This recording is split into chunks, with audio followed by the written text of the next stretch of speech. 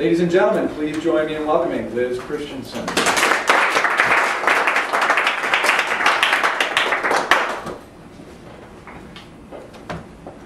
How many of you have had your moms worry about you? Stand up if you've had someone tell your mom that most likely you'll never walk or be able to run. Okay, none of you? In February of 1983, a tall blonde walked from a doctor's clinic towards her car.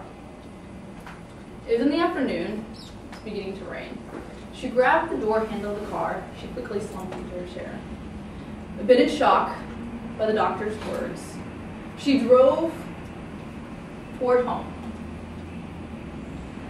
As she started driving, the words that came to her mind were the things that the doctor said right before walking out of the clinic office.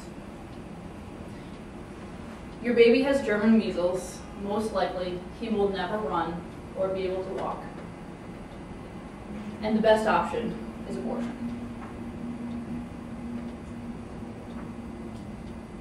As she continued to drive, the shock became real, and she pulled over to the side of the road and knew she had a choice to make.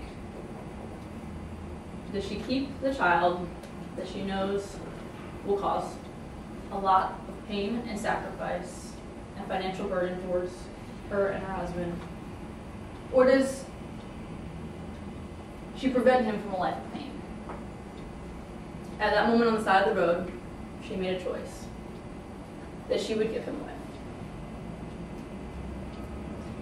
Several years later, he had the opportunity, when being honored as a college athlete and All-American, to share this story with those at a sports banquet. How many of you have heard a story similar to this? 1, 2, 3. I'm going to step back and I'll return to the story in a second. But when I think of the word influential, what comes to mind is who brings lives and who brings hope. When I was working to prepare this, I thought through many different names of people who had influenced our lives. I thought about the people who influence our lives but we don't know their names. Someone, Tim Berners-Lee. Does anyone know who Tim Berners-Lee is? Who is he? The dude that invented the World Wide Web. Excellent. But nobody knows his name, right? We all know Al Gore claims using the internet, that he developed it, we all know that's not true. But who knew who actually developed the thing that we use every day that we depend on? So I thought about names like that who influence us and influence people globally. But when I wanted to talk about somebody, I actually wanted to talk about someone who influenced us or influenced me and several people that I know in a more intimate way, in a more personal way. I wanted to take influence and influential to a more personal level. I'm going to tell you a little bit more about this person. The baby was born in August 1st, 1983. By the age of 12, he had 3 main loves in his life: Jesus Christ, football, and computers. Anyone have any guess for who I might be talking about? Some of you know who this is, so you cannot say. But anyone have, like, just if you have a guess, put your hand up. Okay. The reason this person liked computers was because he was smart. He really liked figuring out how things work, so he and his friend would pull apart computers, rebuild them, and figure out how they worked. The reason he liked football was because his father played for the Raiders. He was good. Later in life, a couple years into high school, his parents decided to take him from the only home that he ever knew and move him to the suburbs. He had grew up in the city, knew the city blocks, and had worked hard developing his athletic ability in the city. When he moved to the suburbs, it was a really shocking change for him. He was used to running down to the court, playing basketball. He was used to food on any block. he was used to a different lifestyle. So when he moved to the suburbs, he didn't have a court within walking distance. That meant someone had to drive him there. He didn't have the friend who had worked on computers with him and right around the block. So it was a big change. And with that change, he had to adapt his athletic focus. He worked on his ability to jump. Any of you guys heard of jump soles? Jump soles? Okay. There's these little black, well, they go on your shoes, and they only stay on the front part of your foot. I'm gonna put my foot up. Don't usually do this sometimes, but like it just goes on the first part of your foot, right? And when you use them to run or jump and do different exercises, it develops your vertical. So at the age of 16, every single day for an entire summer, he went out to his driveway and did jumping exercises. One day, went down to the court, had to have his mom drive him because not in the city any longer, went down to the court and someone's like, oh, I bet you can't dunk. So he was like, oh, I can dunk. So he went over, about 16, never dunked before, and just grabbed the ball and went up and dunked. And that was the beginning of a different lifestyle for him. He ended up going to a school in New Jersey and played basketball there. And in his senior year, he was at the awards ceremony where he was asked to give a speech because he was an all-conference, all-state athlete. He began the speech and said, "The doctors told me I would never be here, never be able to run, and never be able to jump. But they were wrong. And I thank my mom for giving me the chance of life and being able to stand here today and have this testimony." The reason that I choose to talk about this person is because he used a lesson, he used what he was given and developed it. And I feel like that's what an influential person does. He uses the skills, he or she uses the skills and the opportunities given him in life to make something of himself. So, something tough about moving from the city to the suburbs, had to change the athletics that he played. Something tough about not growing up playing basketball, but still giving it a shot in high school, made the most of every opportunity, worked hard throughout the summer so that he could jump. Things like that, to me, say that this person is highly disciplined and dedicated.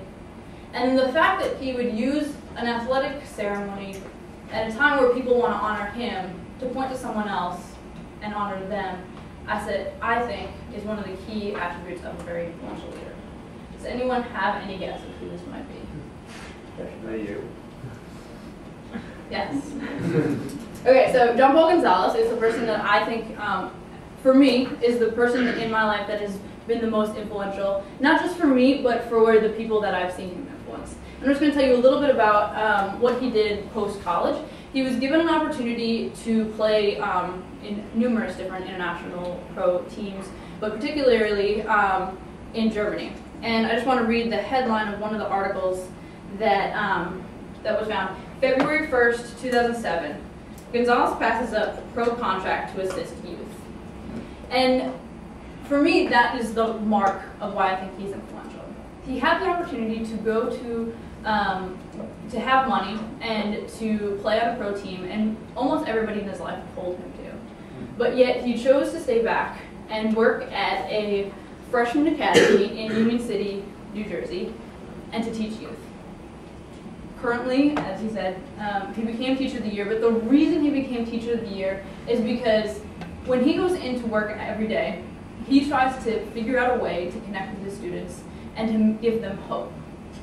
And not just in the classroom, but also in other areas. How many of you guys have heard of 4-1?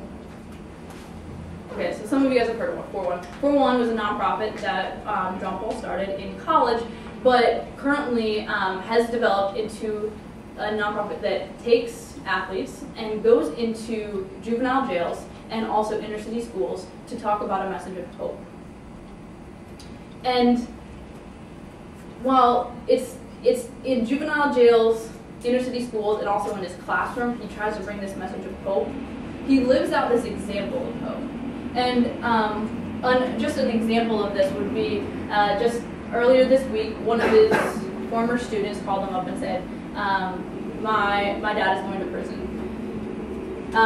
This student, Jeffrey, has been someone who, since last year, has come to John Paul's classroom and pretty much hung out after school every single day, just trying to hang out with John Paul and get to know him. And John Paul is pretty much a father figure in his life. And so when John Paul found out that his father was going to prison, he pretty much cleared his schedule to spend a day with Jeffrey to just talk to him about what it means to be a man and what it means to change life and to live life a little bit differently. So these are just kind of some of the examples of what he's done. The other parts of not just his nonprofit but his teaching life where he's been influential is his speaking ability. And that's something that I really respect him for, and I would love to improve on in my own life. But the ability to go into rooms of many different audiences. I mean, he's sometimes in the room with freshman kids from Union City, and then other times he has the opportunity to speak to athletes. Several times he's talked to the Giants right before their games. And so it's just interesting how he can talk to these different audiences of pro athletes to inner city freshmen and still be able to connect them in meaningful ways. Just kind of going back to the reason that I picked John Paul is also tied to my definition of influential. It's bringing hope to people and touching them in a real way. And I've talked about an example of his student who he's touched, Jeffrey.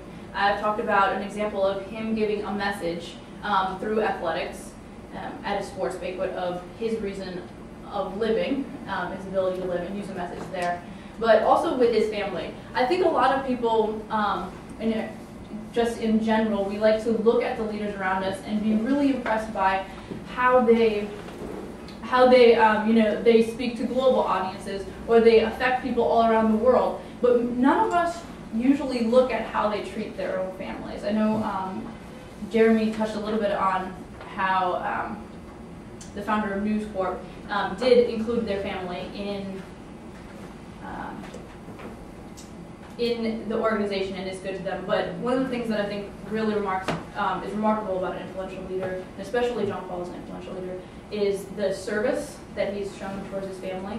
From the age of 12, he was constantly making dinner for his family just because he loved to serve them.